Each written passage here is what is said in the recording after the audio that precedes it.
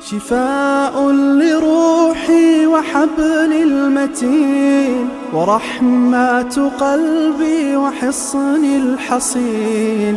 شفاء لروحي وحبل المتين ورحمة قلبي وحصن الحصين.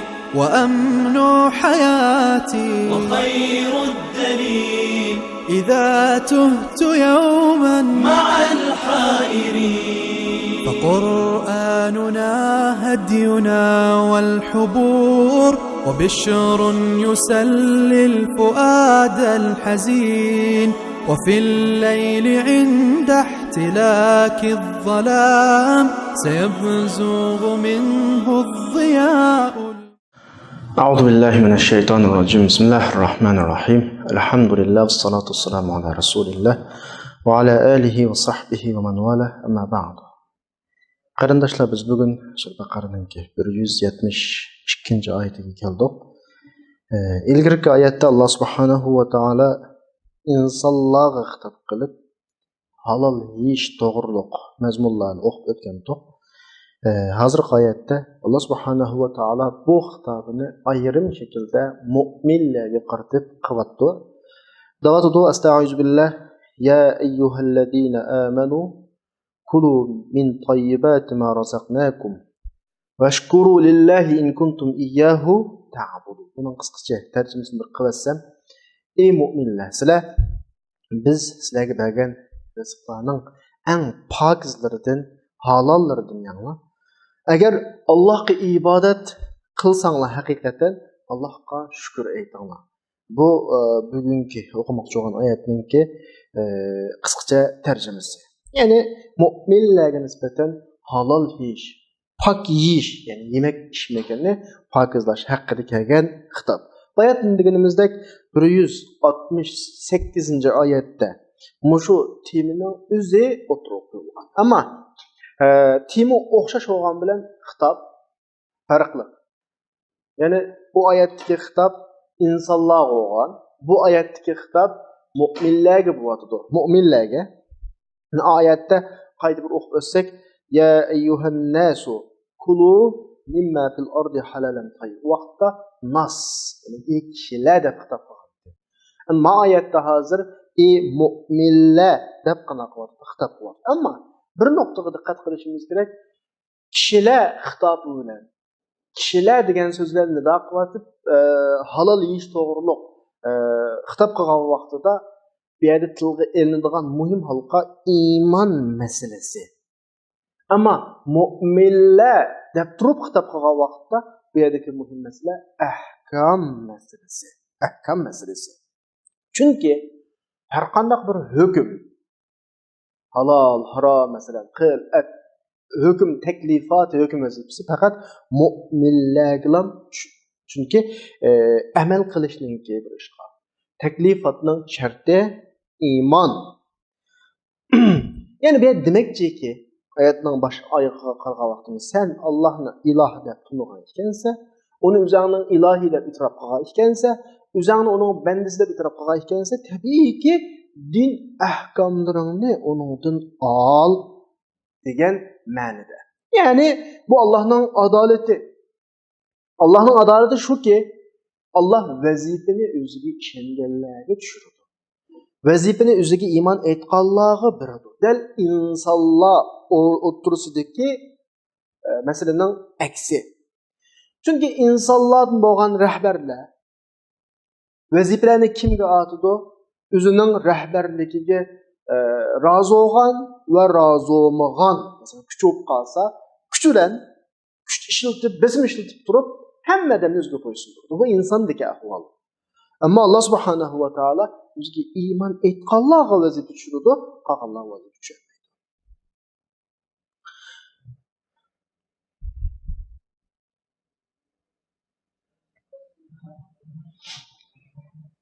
Ya'ni biz oyatning oldi keyiniga qaragan vaqtimizda yana bir nuqta diqqatimizni tortadi.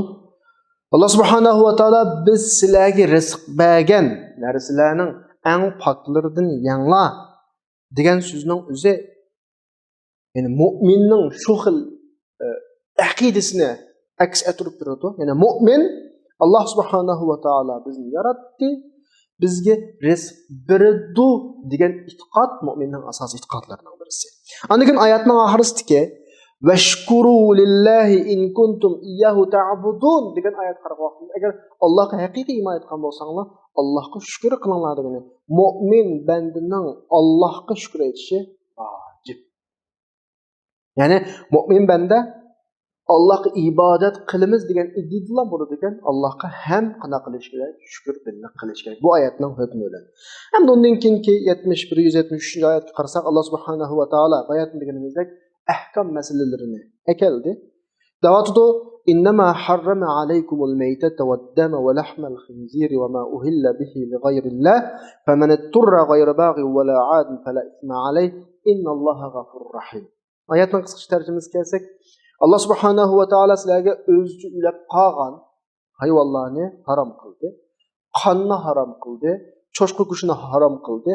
Allohning g'ayri uchun otilib, Allohning g'ayriga qurbonlik sifatida bo'g'izlangan mollar harom qilindi. Ammo qandoq odam qisilib qolsa, majbur bo'lib qolsa, haddidan oshmagan holda, ya'ni o'zining ehtiyojidan oshmagan shaklda, yo'ldan chiqmagan shaklda qisilib qolgan bo'lsa, buningga o'zining ehtiyojini qamtisi gunoh olmaydi. Alloh subhanahu va taolo mag'firat qilg'uchidir, marhamat qilg'uchidir.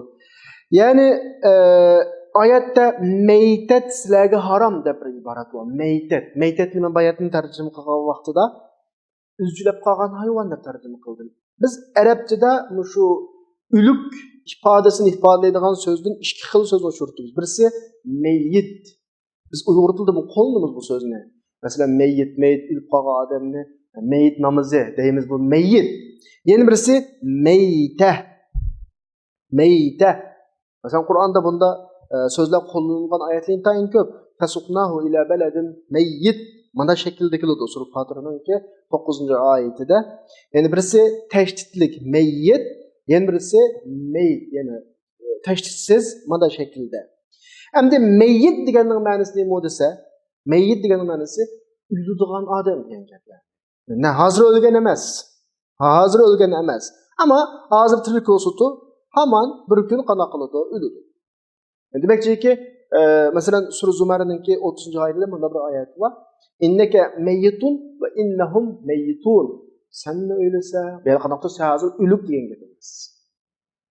Bu ne de hemmeden ölüdü demek ki.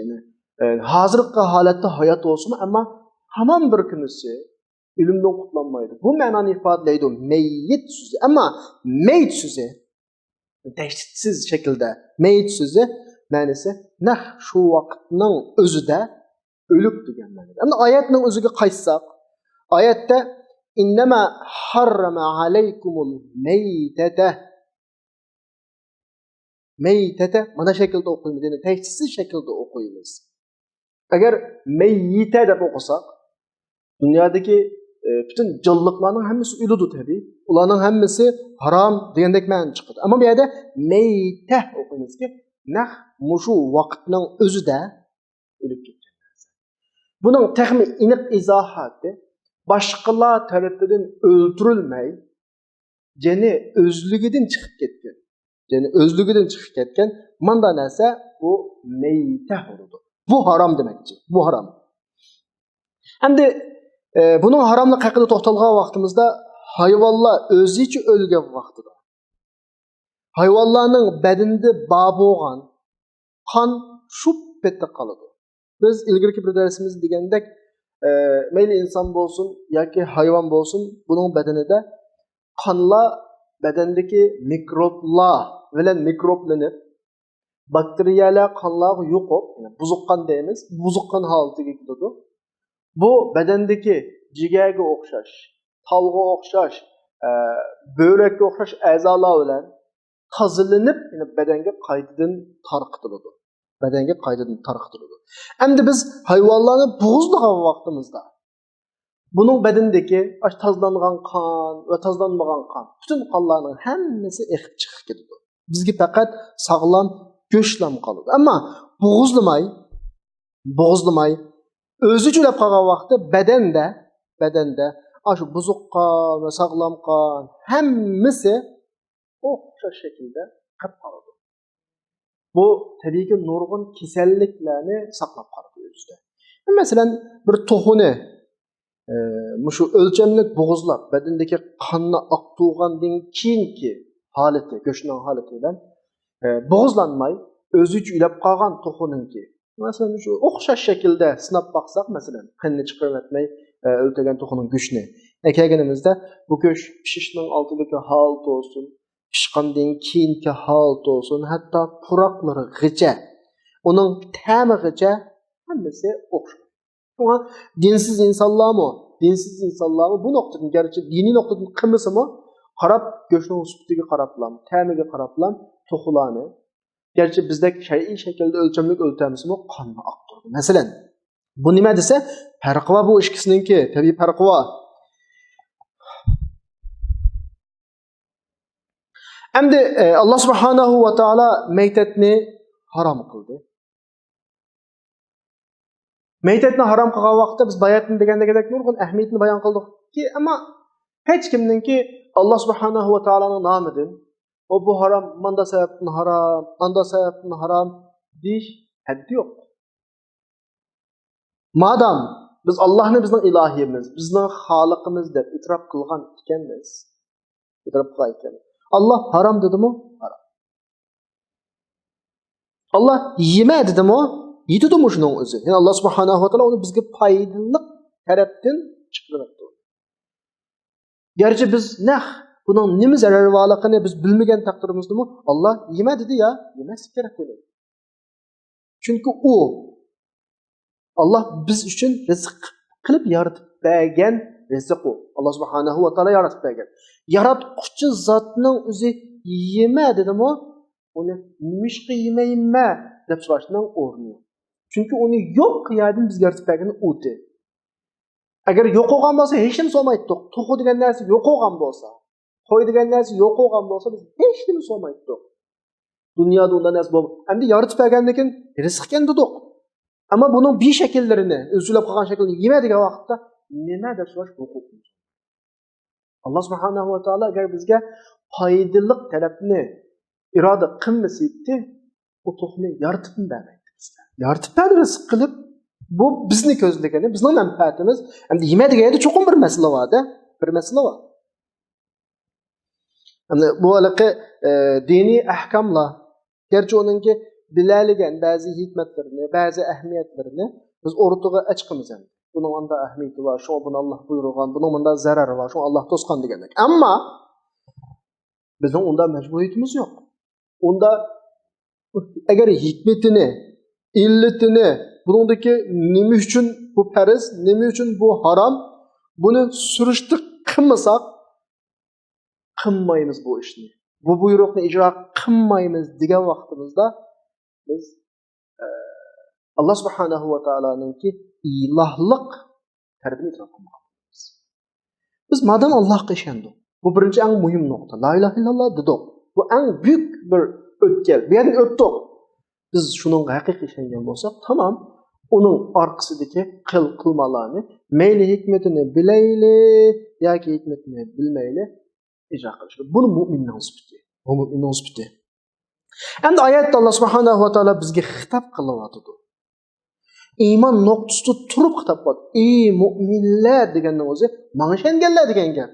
Sen Allah subhanahu va taologa ishonmagan bo'lsang, bo'ldi, bu xitobni anglamaysan. Yani xitobni sirtiq chiqarsang bo'ladi. Bu xitob kimga qaratilgan? Iymon etganlarga qaratilgan. Degan keyin Allohga iymon etgan odamlar bu ahkamni qabul qilish. Nima uchun qabul qiladi? Chunki sen iymon etgan zot tarafdan keldi bu hukm. Mayli o hukmning illatini, uningdagi hikmatlarni bilayli yoki qanaqa mayli bilmaydi. Tabiiyki, agar bilalasak, buningda texmo ko'nglimiz yo'riydi. Texmo xotirjam bo'lamiz. Alloh subhanahu va taolo bizni ziyonli ishga buyurmaydi. Manfaatli ishga qanaqa qiladi? Buyurdi. Texmo xotirjam bo'lamiz. Ammo masalani ashunga qaratib olgan vaqtda biz qanaqa qilamiz? Iymonimizni hikmatga ko'ra qo'yamiz. Ishning hikmatini bilsak, iymonimiz iymon. Ishning hikmatini bilmasak, xuddi biz iymon etmaydigan, ishonmaydigan bir holat bizni shakllantiradi. Bu mu'minning Allah ümid qilgan shakli emas, Allah ümid qilgan holat emas. Ama Allah subhanahu va taolo innama harrama alaykumul maytata, ushlab qolgan hayvonni harom qildi dedi. Bu ro'shan, har qanday maytat nima harom, qanday bir jonliq hayotini yo'qotgan bo'lsa, o'zicha boshqalar tarafidan pichoq urilib, masalan, bir o'lcham bo'yicha qon oqtirib o'lmay, jon o'zicha chiqib ketgan bo'lsa, bu harom. Ammo buning ichidan tiliq va cheketga payg'ambar alayhisolamning hadislaridagi delillarga tayanib turib qanday qilib chiqarib olinadi. İmam Şafii, İmam Ahmed İbn Majah, Daruqutni, Hakim, Bayhaqi, İbn Umar radıyallahu anh'dan marfu şekilde, mavquf şekilde rivayet kılgan bir hadis var. Yani sizlarga o'zlab qolgan ikki turli narsa halol. Birisi biliq, birisi cheketga. Ikki xil qon, oyatning o'zida qon harom dedi ya. Bizga ikki xil qon halol. Jigar bilan nima tol. Bu bir istisno. Yani yuqoridagi haromning ichidan qanday qilib chiqariladi. Tabiiyki buningda bizning urf odatimizni atalgı qo'llanishimiz bu buningga ma'lum darajada ta'sir. Yani biliq normalda go'sht turining ichiga kiradi. Go'sht amaliyotda, lekin bizning qo'llanishimizda go'sht turiga kiradi. Masalan, uydagilar telefon qilib yoki sizga uchuq qilib, "Menga go'sht ag'ach qiling" degan bo'lsa, u har o'zini ezib-tezib biliqni iroda qilmaydi. 101%. Agar biliqni iroda qilmoqchi bo'lsa, go'sht demaydi, biliq deydi. Shunga bizning fiqh kitoblarimizda bir gap bor. Bir odam go'sht yeyman deb qasam qilsa, biliq yesa qasam buziladi. Chunki biliq go'sht degan atalg'uning ichiga insonlarning normal odatida, urfida kirmaydi. Boshqa bir gaplar bor. Bu nima desa, biliq normalda go'sht huquqining ichiga kirmaydi. Bu nuqtadan biz oyatdagi o'zi ulab qolgan hayvonning go'shtini harom qildining ichiga biliqni kirmaydi. Hadis qilib tayinimiz, lekin urf odatdagi atalg'ularning o'z ichiga kelish doirasi ifodasiga qarab turib biz biliqni buning uchun qanday qilamiz? Chiqarib olamiz. Ya'ni biliq normalda uning uchun chiqarib olinadi. Biliq o'zi ulab qolsa-mu, suning ichida ulab, laylab qolgan taqdirdami, biz qanday qilamiz? Ya'miz. Nimishqa, yani buning illatini biz bilgan doirada hikmetini so'rash qilsak, chunki biliqda boshqa hayvonlarga o'xshash suyuq qon yo'q. Chekatkidimi ham nima yo'q, suyuq qon yo'q. Tabiiyki o'zlab qolsa-mu, uning badanini to'xtatib qilish orqali yesak bizga zarar qiladigan unda bir ahvol bo'lmaydi. Shunga biliq bizga nisbatan o'zlab qolgan taqdirdami halol. Ham oyatda qon harom dedi, chunki biz bayatni dedik, qon insonning badanidagi butun mikroblarni tozalaydigan bir suyuqlik va unda boshqa hikmatlar tabiiy bor. Bu nuqtadan qonning ne qaysi foydali, qaysi foydasiz, qaysi zaharli, bunu bilmaymiz. Bu nuqtadan qon harom. Ama jigar bilan ta'lam bilamiz, qonning qetishmasi bu. Qonning uyulması. Lekin buningda qonga o'xshash suyuqlik yo'q. Bu qatqan bir uyulma qonga o'xshash o moddalar buningda yo'q. Shuning ustidan jigar bilan qondagi haliqqa biz ko'zlagan zarar, insonga bo'ladigan ziyon, buningda tepilmaydigan bo'lg'achqa bu ham. Yani buningda biz o'zlab qolgan hayvonning haromligining ichidan, qonning haromligining ichidan biliqni, cheketini, tal, jigarlarni chiqarib olishda biz bayatni degandek urfninki, yani so'z atalg'uning o'ziga doirasiga qarta biz bir gaplarni qildik-ku. Buni urilgandan boshqa hadislarninki bayatni dedik, Peygamberning hadisini keldik. Mush hadis qilib turib biz buni chiqarib olamiz. Undan keyin Alloh subhanahu va taolo oyatning oxirisida lahmal khinzir dedi. Lahmal khinzir dedi. Toshqinning go'shti harom. Biz oyatdan deb o'tdiqini qisqacha bir takrorlasak, biz mu'min bo'lish sifatimiz bilan xitobning taqozosi, ey mu'minlar dedi ya. Alloh subhanahu va taolo nimani harom desa, harom deb qilib qilamiz, yemaymiz, qilmaymiz. Toshqinning go'shtini harom dedi. O yüzden tashladik. Avval zamondan ta hozirga qadar.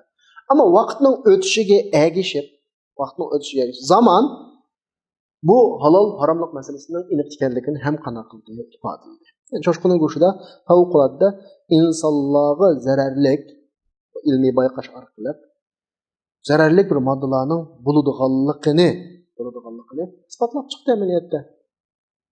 Ammo biz bu isbotlanganga qadar saqlab turdik.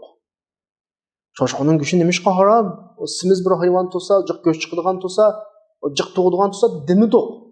Chunki bizni yaratquchi bo'lgan zot harom dedi, harom deb bildik, yemidik. Biz ilmiy bayqashlarninki, olimlarninki cho'chqaning go'shida manda zarar bor ekan degan yerini saqlab turdik. Ammo chiqdi zamonning o'tishiga ergashib. Ammo biz uni saqlab turdik. Nimishqa? Biz shuni tushunamizki, shunga ishonamizki, shuni bilamizki, insonga xoliqdanmi amin birisi yo'q. Hargiz uni bayqab chiqqan olimlar bizga nisbatan Allohdan amin emas. Bizga kuyinishda Allohdan bak kuyinmaydi ular. Har qancha o'tkazsa, bizga xoliqdanmi amin, xoliqdan bak kuyinadigan kishi yo'q. O yüzden biz onunla ishondik. Uni xoliq deb ishondik biz. Razzoq deb ishondik. Bizning Rabbimiz deb ishondik. Bu yüzden ilmiy bayqash orqali cho'chqaning go'shining zararlikligi o'rtaga chiqishdan ilgirlam biz tashlab qo'ydik. Cho'chqaning go'shini. Endi saqlab o'tiramiz biz. Bu mu'minning sifati. Mu'min Alloh subhanahu va taolo qil degan har bir ishni bizga mayli moddiy ma'naviy jihatdan, qanday jihatdan ziyonli ekanligi. Qilma degan ishning, qil degan ishning bizga mayli moddiy ma'naviy jihatdan yoki yoki nasiy shaklda bizga foydali ekanligi. Ishimiz bu shaklda qana qilamiz, etmamiz ishlarni. Gerçi ba'zi cheklamalar Alloh subhanahu va taoloning ba'zini qilma degan ishlari tabii o işten özde zarar olmasligi mumkin. Ama o işten Allah subhanahu wa ta'ala bizni ideya jihatdan, fikr jihatdan tarbiya shuni degan bo'lishi mumkin. Masalan, valillahil masalul a'la. Allah subhanahu wa ta'alaning bu xil masalalarga qarata bizning tutgan pozitsiyamizni oydinlashtirish, texmi masalani yaqinlashtirish uchun bir misol olsak. Masalan, siz ma'lum bir sabablik bolalaringizni adablaysiz. Bolalaringizni shu ish tufayli jazolab, masalan, haftalik yoki oylik birdigan pullaringizdan, chiqimlardan mahrum qo'ysan jazolanding degan. Eksen bunda tamoq qilsang chiqmaysan, iymon qilmayman. Mayakma pul berilmaydimi sana degandek bir jazolaymiz. Amaliyotda ashunda jazolashimiz bolamizga ziyonliqmi, ziyonliq emas. Ana ziyonliq emas, zarari yo'q uningki bolaga. Ammo bu yerdagi maqsad nima o desa?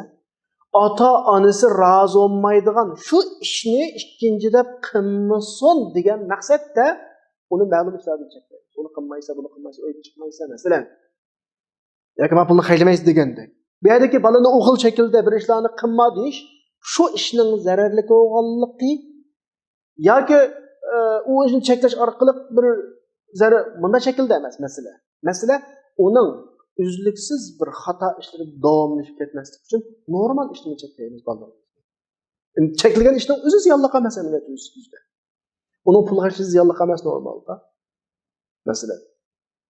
Ama aşı arqılık biz yeni bir işeden edepli. Bunda işlem var. Allah subhanahu wa ta'ala bizni bazı işini çekilgen vaqtida her gün çeklengen her iş ziyonliq demeyimiz. Onu qıvatqan kuparlar hiç ziyan uquşmaydı mesela. Ama mesela bizning yeni bir taraflardagi xatoliklarımızning oldini olish uchun boshqa taraflardagi mesela bizni yoki ma'lum bir ideya, fikr jihatda jazolash uchun Alloh subhanahu va taolo bizni nurg'un narsani cheklaydi. Masalan, Banu Isroilning mana bir ahvolini bayon qiladi Sura Nisoning 160-oyatida. Fabizulmin minallazina hadu.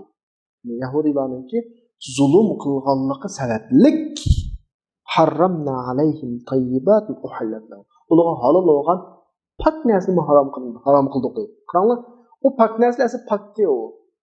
Halolki o. Uning zarari yo'qdi. Lekin boshqa bir gunoh tufayli harom qilingan. Ahvolmi? Bor. Demak, biz Qur'onda bir haromni ko'rgan vaqtimizda uningga davomli cho'qim zararli narsa demoqmiz. Bu zarar davomli jismoniy olmaydi. Ba'zida ma'naviy yo'lidir, ba'zida jismoniy yo'lidir. Hatto ba'zida harom qilingan shu ish zararli bo'lmaydi. Ya'ni yo'q. Faqat bizni adablash yuzidan, yo'ldan chiqqanligimiz yuzidan, buyruqlarga xilof qilganligimiz yuzidan bizni yerdagi bir boshqa bir xatoligimiz tufayli ma'nolan jazolaydi. Manda tushunishim bo'ladi. Manda shaklda buni o'ylash kerak. Yani Allah subhanahu wa ta'ala insonga jismoniy jihatdan zararli bo'ladigan narsalarni cheklaganda ma'naviyat jihatda adablash va u maqsadda ma'naviyatini, ruhiyatini ushlash uchunmi ba'zi narsalarni cheklaydi. Masalan, endi oyatda biz hozir cho'chqa go'shiga kelgandik. Allah subhanahu wa ta'ala cho'chqa go'shini harom qildi. Biz xoliq sifati bilan buyruqni qabul qildik, yemedik, tashladik. Ama Allah shuni iroda qildiki, bandalariga keyincha cho'chqaning ziyonlilik tarafini bizga aytib berdi. Yani olimlar cho'chqada bundan ilgari tunilmagan, bilinmagan eg'ir kasalning borligini bayqab chiqdi. Masalan, tasma qurut deydigan bir xil qurut borligini, buning insonga intayin zararli ekanligini bayqab chiqdi masalan. Bu yusizni harom qildi. Ama biz bunu bilmesek, bilmegen halatda mı? Aman eğitimimiz bileyimiz yani. Anlayın ayetinin ahırına devam kılsak, haram kılıngan neslerin içinde وَمَا أُهِلَّ لِغَيْرِ اللّٰهِ وَمَا أُهِلَّ بِهِ لِغَيْرِ اللّٰهِ Allah'ın gayrigi qanaqının atalgan. Nedeki uhilla degan söz asli avazını yuqurib, kötürüp bir nas deyiş. Mesela biz Allahu Ekber deb to'laymiz. Bunun o'zi tahlil bo'ladi. Biz subhanallahni tasbih, elhamdülillahni tahlil, mesela tasbih tahlil de qo'yamiz. Allahu Ekber degan o'zi tahlil bo'ladi. La ilahe illallah degan gap tahlil bo'ladi. Kichik bola anasının qusqudan yangi chiqqan vaqtki qanaqa qilishini, vaqirgan, yig'ilgan, to'lg'an ovozini nima deymiz? Bunu hilal deymiz. Yani avaz kütürüp bir narsa deyishni ana qilamiz hilal bo'ladi. Yani uhilla degani shuni o'ldirgan vaqtida Allohning g'ayri uchun atilib, eg'izda ya palani but uchun yoki uning uchun, buning uchun yoki palani mazarlik uchun degandek bir narsalar bilan deb bo'g'izlagan mollarni Alloh harom. Allah subhanahu wa ta'ala bu malni bergani Allah. Bizga yeyish uchun bo'ysunib bergani Allah. Bir g'irish ilondan qo'rqimiz yo'q. Tag'dak tugilarni qo'rqmaymiz masalan. Tugilar bizga bo'ysunadi. Kalalarni bo'ysundira olamiz masalan. Unda o'g'andikin bizga bergani Allah tursa bu ne'matlarni, bu hayvonlarni. Nima deb Allohning g'ayri bo'g'izligi deymiz. Tabiiyki Allohning g'ayri bo'lgan vaqtda buning harom bo'lishi shu. Yani mu'minlar bunu bo'g'izlab, o'ldirib, yeb Allohga shu orqali yiqilishdi. Allohga qurbonlik qildi. Ammo kuffarlarchi o'ldirdi deydi, Allohga yiqillash balki o'zlarininki ilohlarga yoki uningga yoki buningga qurbonlik qilib atab beradi shuni hammasini. Shu yüzden o haram bo'ladi. O haram bo'ladi.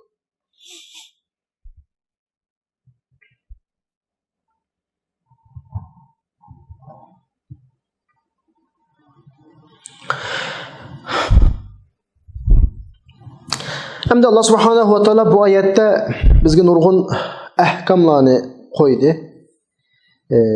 Ayetin o'ziga qarasak, meytetni yemeyse dedi.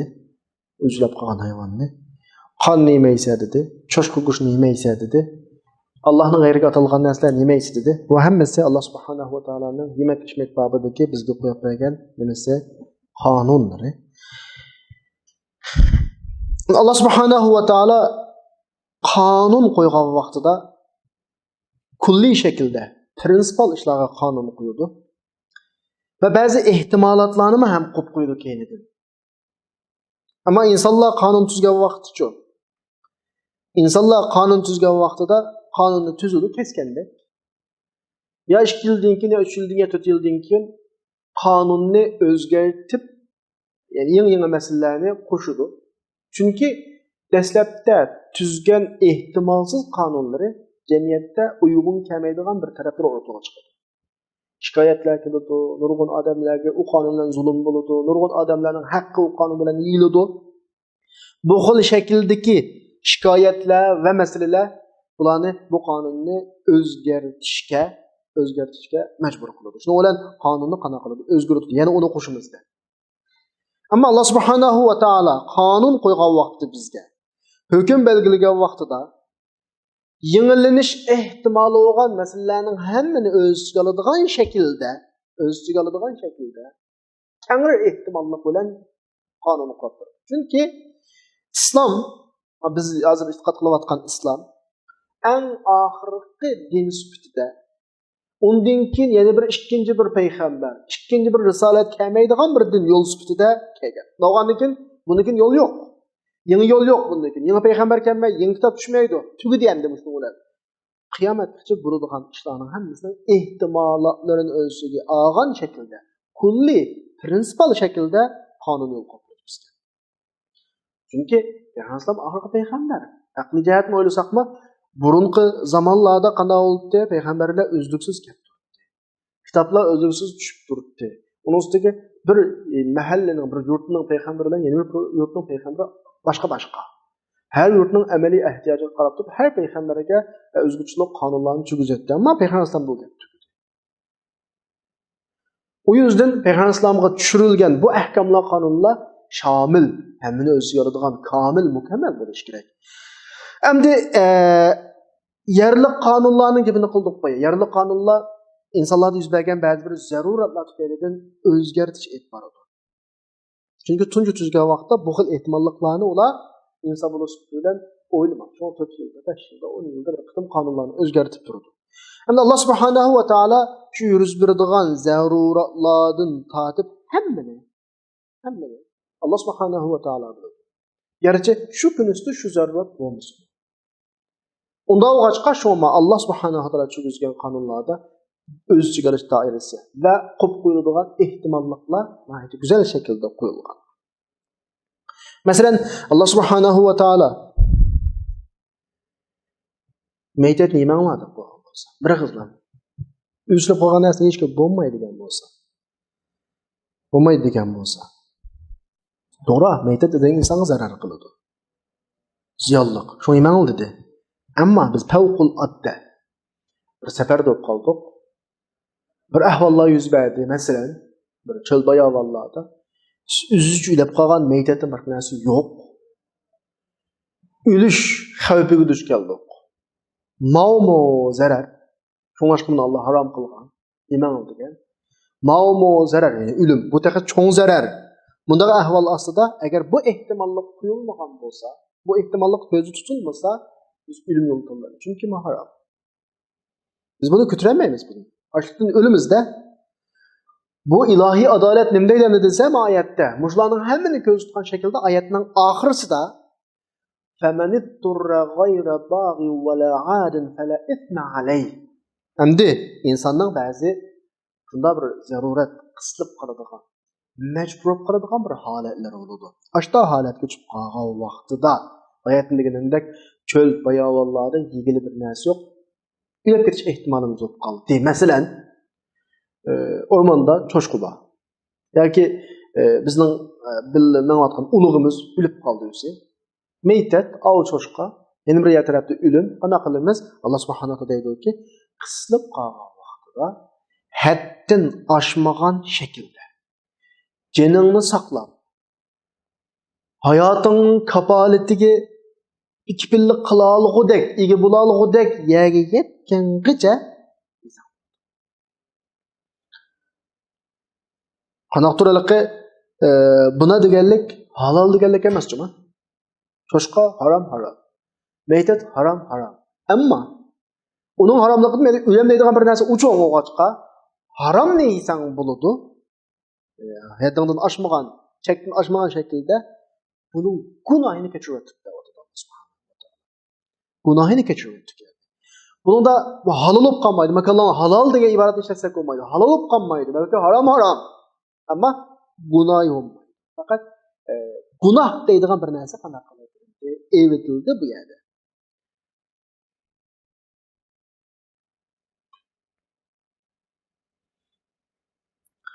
Ama mış meselege vaqtda manda bir nokta var yani.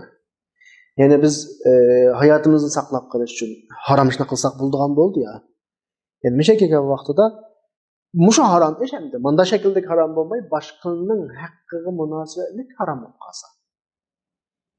Masalan, ikkilan ketyapmiz bayog'ida. Ikkilan o'lim girdoviga kelib qoldik. Birisida uni saqlab qolgudek bir narsa bor. Masalan, azroq uzoqlik deylik. O uzuqluqni mening elvelishimning o'zi harom vaqtda. Ammo men hayotimni saqlab qolish uchun bu harom menga nisbatan mubohludir demayman. Chunki a narsa o'zining egisining hayotini saqlab qolishga tegishli narsa. Agar uni men saqlab qolaman, u esa u saqlab qoladi. Lekin uning haqqi Bunda vaqtda boshqalarning haq huquqiga munosabatli bo'lgan vaqtida ma'noda bu halol olmaydi. Buningda men muzdardim, men qisilgandim, men buningga ehtiyojliq buni yesam bo'ladi degil olmaydi. Chunki boshqalarning haqiga, chunki bu yerdagi zarar masalasini dedik ya biz bayatdan. Zarari üstüdün bu halal kılındı dedik yani haramlık tarafı ele ötülündü, haramlık günahı ele ötülündü. Ama ma'nın zarar meselesi gelsek, men möylüş aldı da o bir kaç tamakның işkelen yilamaydigan şekildeki bir gependi yani. Bölgülü tabi. Onun ilgisi mi şu ölüm bir davada, mening ölümüm, onun ölümü okşaş ölüm. Ama bu neyse onun mülkü toğa çıka, o onun arıqlıq saklansın, sen ve özümün hayatını saklayıp dep anı kana kılınmaysa alamaysa. Demek bu yerdeki ölçem, haqiqiy iman cihati sağlam bo'lsak, masalan, bahana ko'zdan qoldigan emas, haqiqiy iman nuqtasini qaraydigan o'lcham nima bo'lsa, zarurat. Zarurat doirada bo'ladi va boshqalarning haq huquqiga ehtirom qilgan shak. Chunki oyatda g'ayra bag'i va la adin degan ishga iboratning kelishi boshqalarning haq huquqiga tajovuz qilmagan, yo'ldan chiqmagan, sana ehtiyacının haddidan aşmagan şekilde qo'llansa degan gap shu.